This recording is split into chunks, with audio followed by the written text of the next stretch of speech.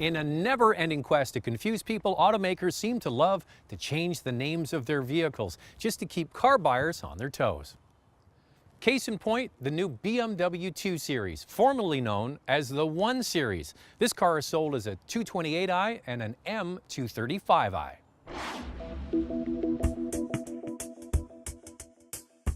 All coupe or coupe-like BMWs will now have an even number, and the sedans will have odd numbers. For example, the 3, 5, and 7 Series are all sedans, and this 2 Series is a coupe.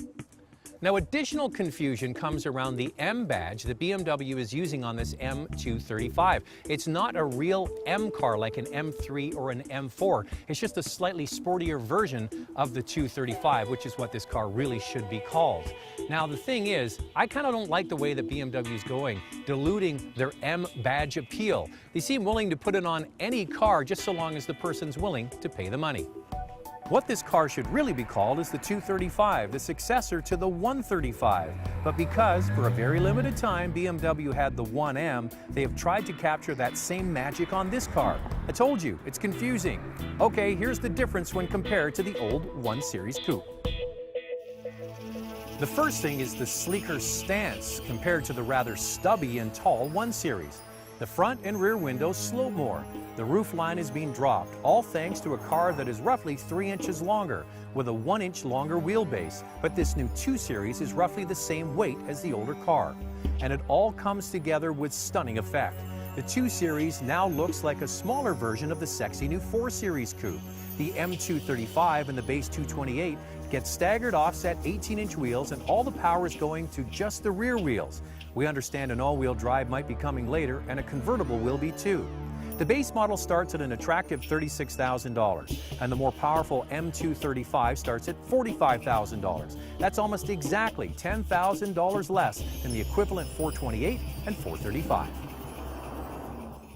Now, inside is standard BMW fare, which is a bit of a criticism of BMWs. They don't really change their interiors that much, and they certainly don't change them from model to model. Either this is identical to a 3 Series and a 4 Series, or it's so close I really can't detect the difference. You do have the nice controller here for iDrive that operates the big screen on the dashboard. One thing I appreciate, this isn't a big car. You get very big pockets in the doors for water bottles, sunglasses, lots of nooks and crannies in there, which is important for a small car like this. Now, headroom for front passengers is no problem at all. The back seat is tight. If you're tall, you're not going to fit. Probably 5 feet and under is what you need to get in the back seat of this car. If you get the M235, you get standard leather. On the 228, it's $1,500 more to upgrade to leather seats.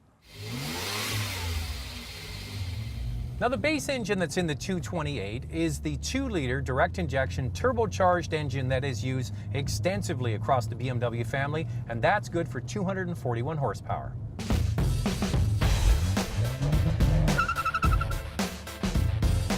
Where that M badge might be justified in the case of the 235 is the added 22 horsepower and 32 foot-pounds of torque over the regular 335 or 435. With this version of the 3-liter direct injection twin-scroll turbocharged engine, the power is 322 horsepower, making this M235 run to 100 kilometers an hour in just 5 seconds, faster than the 435 by about a half a second. That is, if the buyer chooses the 8-speed automatic over the 6-speed manual that's found in our test car. It's 0.2 seconds slower to 100 kilometers an hour. The same is true for the 228. With the auto, it takes 5.7 seconds, with the manual 5.9 seconds. This is even with a 15-kilogram weight penalty when you choose the auto over the manual. Now, the 8-speed automatic is not a dual-clutch automatic transmission like you get in a proper M car, but it is very quick. And all that power goes to the rear wheels, getting back to the basics of what made BMW a smaller, more nimble, and fun-to-drive rear-wheel drive car. But this isn't a raw car, rather refined and easy to live with. BMW has done a fantastic job of making this car fun when it's pushed, but civilized in day-to-day commuting. The bumps are eaten up with ease, and the electric power steering is quick and very responsive, getting top marks from me. The 2 Series, especially this M235, is a perfect car for an enthusiast, maybe as a second car, or a young professional as their only car. This car is smaller, has better power-to-weight ratio than the bigger 4 Series, and is cheaper. Sounds like a winner.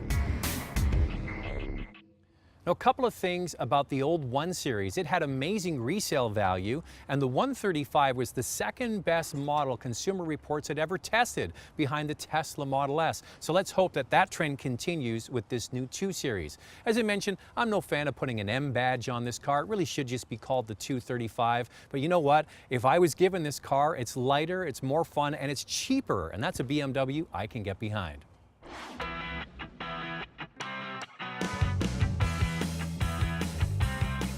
Want more? Extended reviews of many of our segments are available online at drivingtelevision.com.